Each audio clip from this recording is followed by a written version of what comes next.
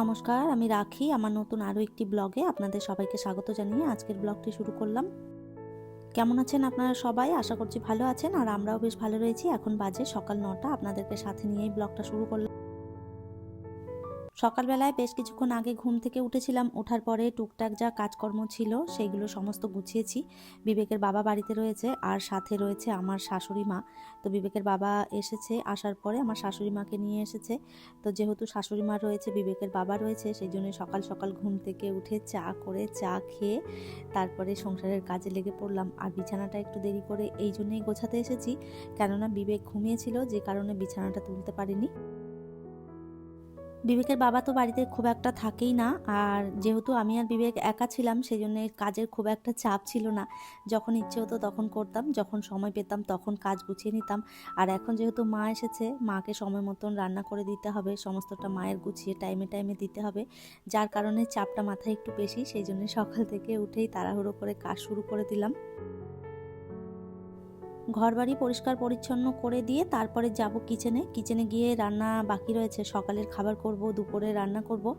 আর বিবেকের বাবা বেশ 3-4 দিন হয়েছে বাড়ি এসেছে, আর আজকে চলে যাবে। তো ওই জন্যে ভাবলাম তাড়াতাড়ি করে রান্নাটা করে দিই।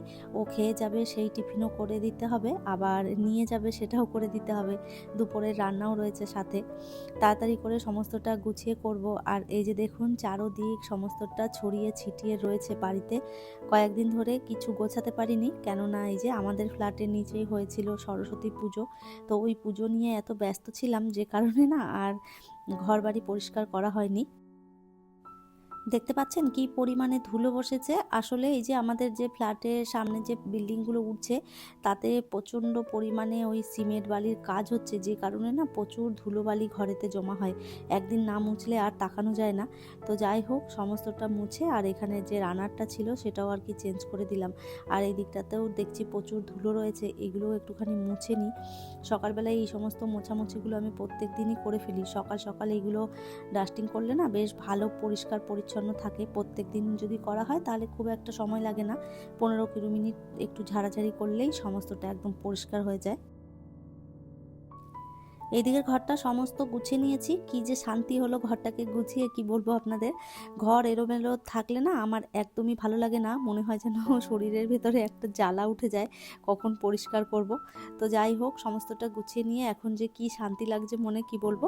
তো যাই হোক, চলুন তাহলে এরপরে যাওয়া যাক আর কি। সমস্তটা গুছিয়ে নিয়ে খাবার করতে যাব, অনেকটা বেলা হয়েছে। বিবেক উঠেছে, ওকে ওই যে বিস্কিট ছিল, কেক ছিল, ওইগুলো দিয়েছি খেতে। সকালে খাবার এখনও বানানো হয়নি, ঘুম থেকে উঠেই বলছে আমার খিদে পেয়েছে।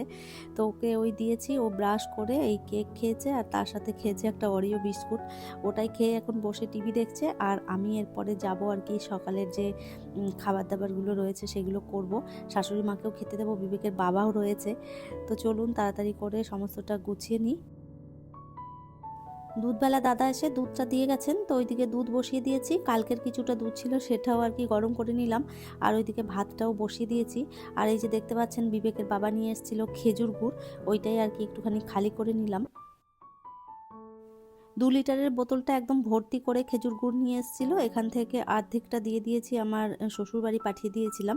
আসলে যেদিন মাকে আনতে গেছিলো সেই দিনই অর্ধেকটা গুড় পাঠিয়ে দিয়েছিলাম, আমার ভাসুর রয়েছে, যা রয়েছে, ওদের জন্য আর কি। আর মাকে তো নিয়ে চলে এসেছে এখানে, আর অর্ধেকটা গুড় আর কি আমি বাড়িতে রেখেছি। তো গুড়টা ভালো করে ঢেলে ফ্রিজে রেখে দিলাম। আর এইদিকে টুকটাক যে কাজগুলো রয়েছে সেগুলো গুছিয়ে নিয়ে তারপরে আর কি আমি কাটাকাটি ধোয়াধুয়ি যেগুলো আছে সমস্ত করে নেব। আর এরপরে রুটি করব। আর এদিকে ভাতও হয়ে গেছে, ভাতটা এদিকে গেলে নিচ্ছি। ভাতের ফ্যানটা গেলে নিয়ে তারপরেই আর কি কাটাকাটি করতে বসবো। সকালের কয়েকটা বাসন রয়েছে, এইগুলোও আর কি আমি ধুয়ে পরিষ্কার করে নেব। এগুলো হচ্ছে ওই চায়ের বাসন আর কি। সকালে উঠে আপনাদের তো বললাম চা করে খেয়েছি, সেই বাসন ছিল, আর টুকটাক এটা সেটা রাখা ছিল, সেইগুলোই আর কি সমস্তটা খালি করেছি, তাই কয়েকটা বাসন বেরিয়েছে। এগুলো ধুয়ে পরিষ্কার করে না নিলে না এই জায়গাটাতে আমি আর কাজ করতে পারবো না।